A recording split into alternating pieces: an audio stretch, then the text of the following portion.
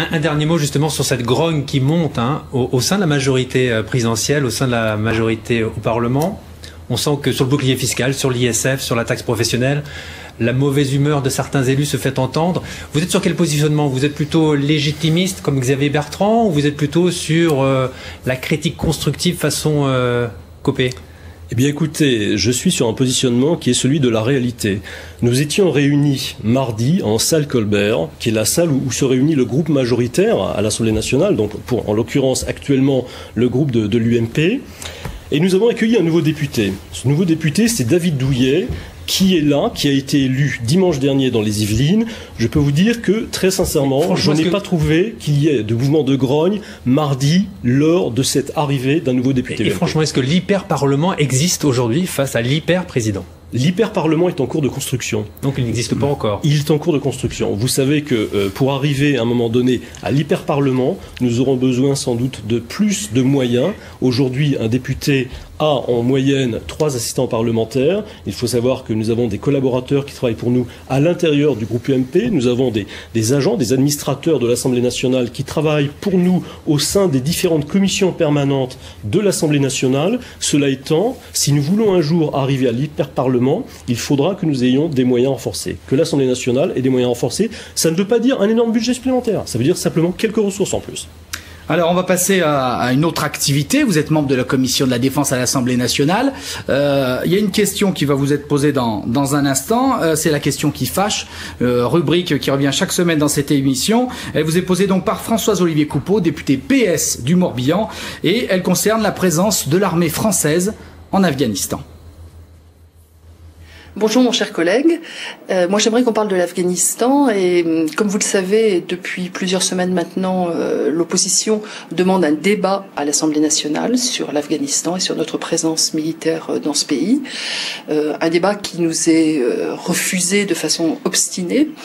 Donc la question que je voudrais vous poser c'est est-ce qu'à votre sens ce refus d'un débat et surtout d'un vote sur la question afghane c'est un déni de démocratie ou est-ce que ça reflète l'incapacité du président de la République et du gouvernement d'avoir une position stratégique et une vision stratégique de la question afghane?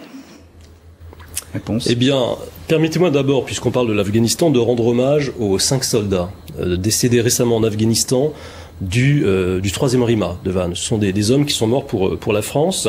Je tiens à dire aujourd'hui que notre présence en Afghanistan est importante. C'est une présence nécessaire et au-delà de ça, c'est un devoir.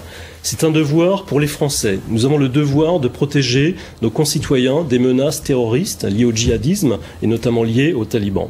Nous avons le devoir de protéger les Afghans eux-mêmes. Qui souhaiterait aujourd'hui le retour des talibans au pouvoir? Qui souhaiterait le retour de la burqa dans l'ensemble du territoire afghan? Qui souhaiterait le retour de la lapidation des femmes en Afghanistan? 36 soldats français ont perdu la vie en Afghanistan. Tout à fait, malheureusement. Donc il faut y rester? Il faut y rester absolument. Et nous avons un 3e devoir.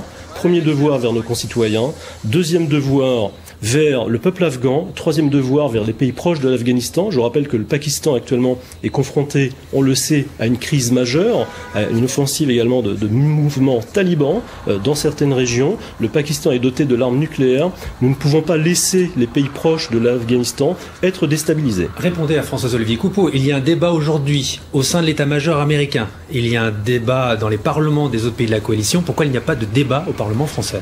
Le débat au Parlement français est tout à fait envisageable. Vous savez que, en vertu de la réforme de la Constitution... Dans combien de temps? Ah bah ça, je ne peux pas vous donner le calendrier. Vous souhaitez un débat rapide? On peut. Moi, je souhaiterais qu'on puisse avoir un débat là-dessus. Ce n'est absolument pas choquant. Nous avons 3000 hommes actuellement engagés en Afghanistan au sein de l'OTAN, une force totale de 60 000 hommes. Il serait tout à fait légitime que le Parlement, que l'Assemblée nationale puisse se saisir de ce débat. Est-ce que ces 3000 soldats français ne sont pas aujourd'hui surexposés par rapport à d'autres forces armées de la coalition? Je pense notamment aux Italiens, aux Pays-Bas, qui transigent un peu avec les chefs de tribu aujourd'hui, les chefs de guerre, qui achètent d'une certaine manière leur paix. Est-ce que les Français ne sont pas surexposés? Alors, ce que vous dites est important. Je ne sais pas s'il y a achat de la paix. En revanche, il y a dans ce pays, donc en Afghanistan, différence des règles d'engagement. Et alors, pourquoi je vous dis ça? C'est tout simplement parce que les soldats français sont ceux qui ont les règles d'engagement, on va dire, les plus fortes. Donc effectivement, il est possible qu'ils soient plus exposés, mais là aussi, ils jouent leur rôle de soldats, défendant nos valeurs, membres de l'OTAN, défendant in fine le territoire français et sa population sur le territoire afghan. Alors, autre dossier qui concerne la défense, avec de gros contrats pour la DCNS de Lorient et de Brest, signés avec la Marine nationale, un programme de frégate pour l'Orient, et donc une forte activité dans les prochaines années, et puis un contrat de 256 millions d'euros pour l'entretien et la maintenance pour Brest. Bonne nouvelle pour l'emploi dans la région. Excellente nouvelle. Alors, si je puis me permettre, c'est pas 250, je pense que c'est 600 millions si on fait référence au contrat d'entretien des sous-marins, à la fois les sous-marins nucléaires d'attaque et les sous-marins nucléaires lanceurs d'engins, vous l'avez dit, effectivement, excellente nouvelle pour la région Bretagne. Deuxième excellente nouvelle, Hervé Morin est venu récemment à Lorient et a confirmé la commande par l'État de 3 nouvelles frégates multimissions dans ce programme cadre de 11 frégates.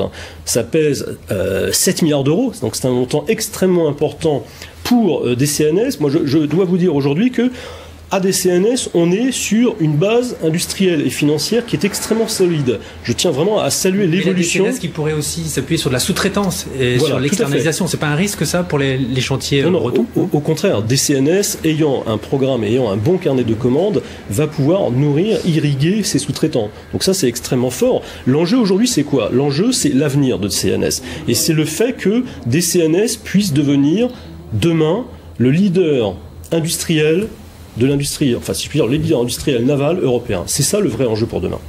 On va passer aux élections régionales.